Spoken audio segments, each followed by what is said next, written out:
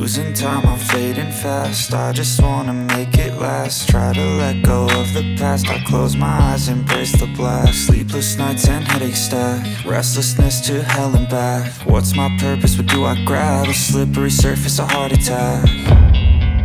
And sometimes you just gotta believe there's something that'll give you relief. Hello and welcome to True Crime Rocket Science. Coming soon, in fact coming on December the 7th, is Criminal Confessions Season 3, the premiere. I believe that's on Oxygen, the Oxygen network. And the premiere kicks off with a take on the Chris Watts case. Many of you are aware of this.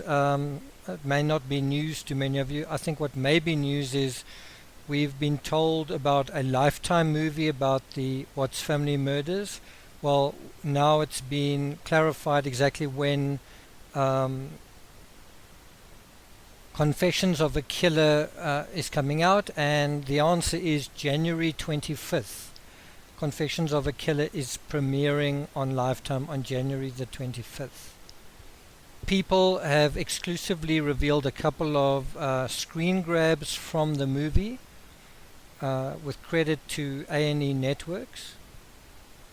And in this short video we're just going to have a quick look at a couple of those screen grabs and see what we can see what sort of cursory conclusions we can draw from them. Before we get to that, please subscribe to this channel, like, share, ring the bell, and leave a comment, and let's get started. So it's quite interesting when you juxtapose the kind of iconic image of the Watts family in front of their front door, sort of posed, the whole family sort of crouching down, posing in front of the front door. It's one of the most often used images of the family. Often you see that image of Watts in a red shirt and his family sort of well dressed, gathered around him, and you see that image juxtaposed with sort of an image of him in a in court or in sort of a prison shirt, showing the two sides, the two faces of Chris Watts, the two faces of the family man and the murderer. Now, what's interesting to me, as a true crime maniac, I guess, someone who is always paying attention to the details, the minutiae, is looking at what Lifetime have done here. And obviously at face value you see a character who, broadly speaking, looks the same. He's got a reddish shirt on. He's sort of generally crouched down in a similar way to Chris Watts. He's got a slight smile on his face, whereas Chris Watts has kind of got a big toothy smile. He's got that same sort of grey, around sort of the ear area and the sort of slightly unshaven look. And then you've got the Shan'ann character, played by Ashley Williams from How I Met Your Mother, looking petite, wearing jeans, where Shan'ann sort of wearing sort of darkish leggings, and we know that Shan'ann was sort of with LuLaRoe.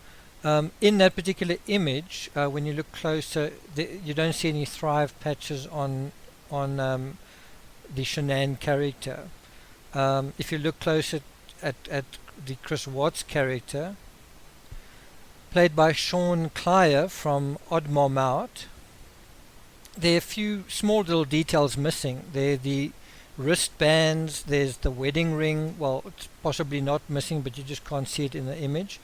And then, the children are dressed a little bit more warmly than you see in the image. The appearance of the girl that I think is playing Bella, it's not completely clear which is the older child in the fictional family. I presume it's the one on the right, but her appearance is nothing like the one on the left. The doll is a lot bigger in the fictional scenario, And of course, Bella's hair wasn't nearly that long. Um, and that sort of brings up the question, does it really matter? Does it really matter to get all the details right? Can't one just sort of provide the general impression? You sort of just have a guy who looks like Chris Watts, woman who looks like Shan'ann, children who are basically girls and they're the same age, and that's it. You don't really need to be any more specific than that. But if you think about it, you do need to be more specific. For example, there may be a reason Bella's hair is that short, and a possible reason is if she's not particularly healthy, then maybe her hair, getting longer, which sort of thin out. There might be a reason for that that's sort of quite subtle. And so if you make a movie and you make a change like that, you don't really realize what the consequences of that change are. We're also going to see appearance changes with Chris Watts and Shan'ann, in terms of Shan'ann becomes, from the person you see in that image in front of the door to 15 weeks pregnant. Chris Watts loses even more weight. Now the question is that going to be mirrored to the same extent in the film? Now, you've got to bear in mind the Shan'ann we see in front of the door and the Shan'ann we see when she arrives back from North Carolina. It's quite a significant change. Now, there are two areas that already bother me for being just very different at this early stage. And it's got nothing to do with the actors. It's to do with what is behind them. It is to do with the door behind them. It is to do with the steps behind them. It's to do with the home that is now going to play the role of the crime scene. I've already seen in another documentary where the well site just doesn't look anything like the one that we know, and it's very unlikely that this is going to be replicated in any movie, simply because there's no way Anadarko or the Survey Ranch are going to give access to the original well site. It's also very unlikely that any oil company is going to provide access to that kind of battery. It's just very, very unlikely. And so that already creates all sorts of problems. If you want to recreate the shadows in the driveway, you're now not even using anything like the same situation. If you look at the door behind the fictional family, it doesn't seem to have the same sort of keypad, and it's also kind of like a double door. An early criticism that I picked up on Facebook where people were saying, well, is Thrive going to be mentioned, or is it going to sort of be censored? Because in that particular image of the family, you don't really see the Thrive patch. But if you go a little bit further, where there's a kind of a strange image of the guy playing Chris Watts looking very psyched up, looking very mean, and who knows what's going through his mind, sort of gymming. Maybe he's trying to depict frustration or resentment or whatever. I don't know, maybe it's just an argument with his wife, but there the Thrive patch is. And we've seen images of Chris Watts barebacked with two patches on the back and tattoos. When you look at that image, it's difficult to say whether his tattoos are the same as Chris Watts, but it does look like the one on his left shoulder is similar, and yeah, I mean, he's got basically a similar build. So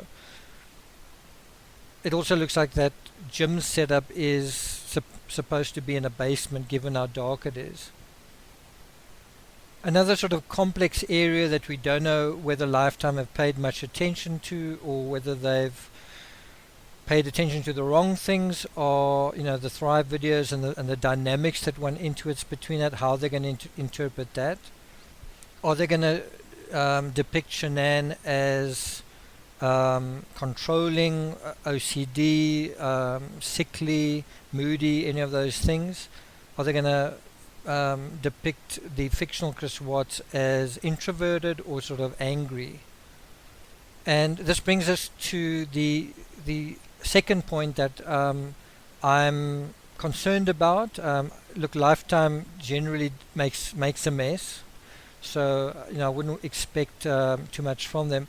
Having said that, I always think it is good to see reenactments, recreations, and the reason being, like these dramatizations show us one of two things. They'll either show us something that resonates, something that makes sense, or they'll show us something that doesn't resonate and doesn't make sense. And what's very important to do is to see why it resonates, what resonates, and what jars. What you sort of recognize. You say, well, that's completely not how I saw it or how I know it, or to say, that actually does make sense, or I hadn't thought of that kind of thing. So I do know the majority, I think the mainstream view is exactly what this picture shows, is that Shan'ann and Chris Watts had an argument that night. They were face to face, they were looking each other in the eye, they exchanged words. They were talking about, I guess, getting a divorce, getting a separation, custody, right? And you'd actually expect this to be a loud screaming match, but they have sex and then they disagree and then he commits the crime. But I don't believe any of that happened. So I believe this entire image is wrong. I don't think Shan'ann saw what hit her. I don't think Chris Watts ever looked her in the eye while she was alive. I think he came at her from behind. I don't think she was upstairs in the bedroom. I'm pretty sure that this scene is supposed to be in the bedroom. I don't think he was upstairs in the bedroom either. But when he did attack her, I don't think she was facing him. I think she was facing away. And I don't think he had his hand over her face in that way. And I don't think she had her hand on his hand in that way. Otherwise, she could have scratched his hand. She could have scratched his face.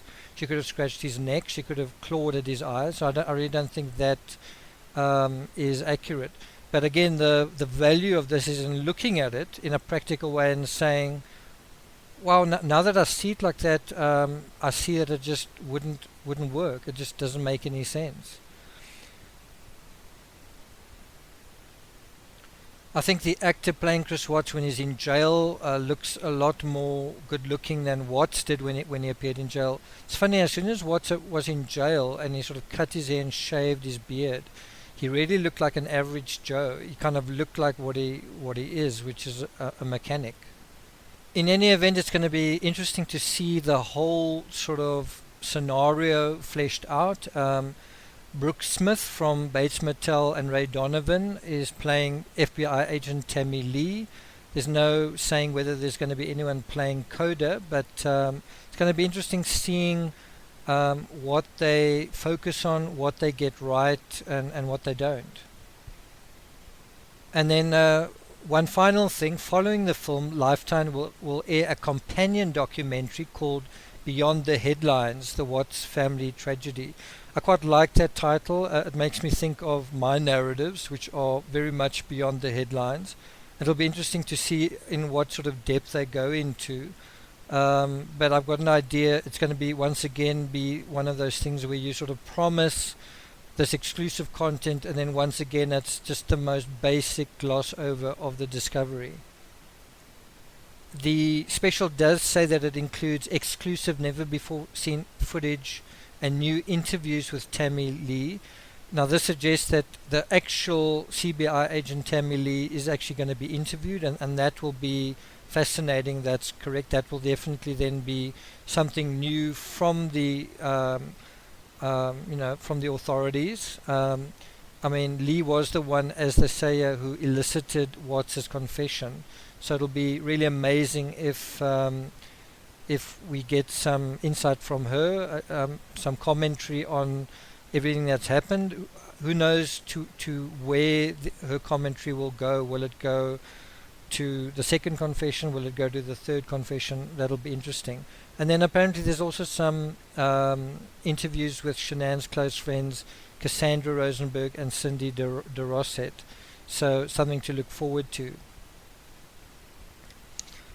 There's no telling whether there's going to be anyone playing Nicole Kessinger at this point, but I'm sure that would potentially be a legal minefield. But in any event, I hope you've enjoyed this little snippet, and something to potentially look forward to for you guys. I'll be putting up a post dealing with 22 reasons why the ADCC version makes no sense. I'll leave it to you to try and decipher what that means, but for the first time I'm sort of putting together the full narrative of ADCC, and I want to sort of address it all in one go. I get a lot of people asking me the same questions over and over again, and this is an opportunity for you doubters, you critics, to address all your concerns at the same place. And also, I think in future when people ask me something, I can just put a link to that particular video and you can go there and familiarize yourself with what I don't agree with and why. I think one of the simplest but most misunderstood questions and areas is this whole question of emotions. Why did Chris Watts not show any emotion? Why is there no remorse? And I'm going to give you a very simple answer that I think is going to clear your mind, maybe for the first time in terms of the Watts case. Until then, if you haven't already, please subscribe, like, share, leave a comment, ring the bell, and I will see you next time.